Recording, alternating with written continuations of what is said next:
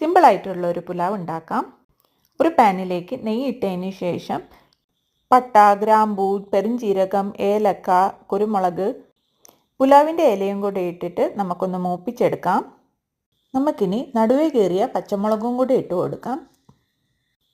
1-2 പച്ചമുളക് മതിയാകും. ഒരു മീഡിയം സൈസ് ഉള്ളിയും കൂടി ഇട്ട് കൊടുക്കാം. ഉള്ളി നന്നായിട്ട് വഴറ്റിയെടുക്കാം കേട്ടോ. ഉള്ളി ഒന്ന് സോഫ്റ്റായി കളറൊക്കെ ചേഞ്ച് ആയി കഴിയുമ്പോൾ നമുക്ക് കുറച്ച് മഞ്ഞൾപ്പൊടിയും കൂടി ഇട്ട് കൊടുക്കാം. മഞ്ഞൾപ്പൊടി ഇടുന്നത് പുലാവിന് നല്ലൊരു മഞ്ഞ നിറം കിട്ടാൻ വേണ്ടിയിട്ടാണ് കേട്ടോ.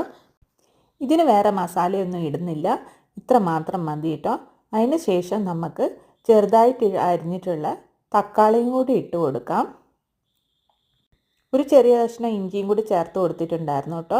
അപ്പോൾ ഉള്ളിയും തക്കാളിയും എല്ലാം കൂടി നന്നായിട്ട് നമുക്ക് മിക്സ് ആക്കി കൊടുത്തതിന് ശേഷം ഉപ്പും കൂടി ഇട്ട് കൊടുത്തിട്ട് നന്നായിട്ട് മിക്സ് ആക്കാം. ഉപ്പ് നമുക്ക് റൈസിന് ആവശ്യമുള്ള അത്ര ഇട്ട് കൊടുക്കണം കേട്ടോ. അത് കഴിഞ്ഞാൽ പിന്നെ പച്ചക്കറി അരിഞ്ഞതും കൂടെ നമുക്ക് ചേർത്ത് കൊടുക്കാം. അപ്പോൾ ഞാൻ ഉരുളക്കിഴങ്ങും ക്യാരറ്റും ബീൻസും ആണ് ചേർത്തേക്കുന്നത്. പട്ടാണി ഉണ്ടെങ്കിൽ അതും കൂടെ ചേർത്ത് കൊടുക്കാം കേട്ടോ. അപ്പോൾ നന്നായിട്ട് എല്ലാം കൂടെ ഒന്ന് മിക്സാക്കി വഴറ്റി അങ്ങ് എടുക്കാം. എല്ലാം കൂടെ വഴറ്റി കഴിയുമ്പോൾ നമുക്ക് അരി ചേർത്ത് കൊടുക്കാം. 2 കപ്പ് അരിയാണ്, ബാസ്മതി അരിയാണ് കേട്ടോ എടുത്തിട്ടുള്ളത്.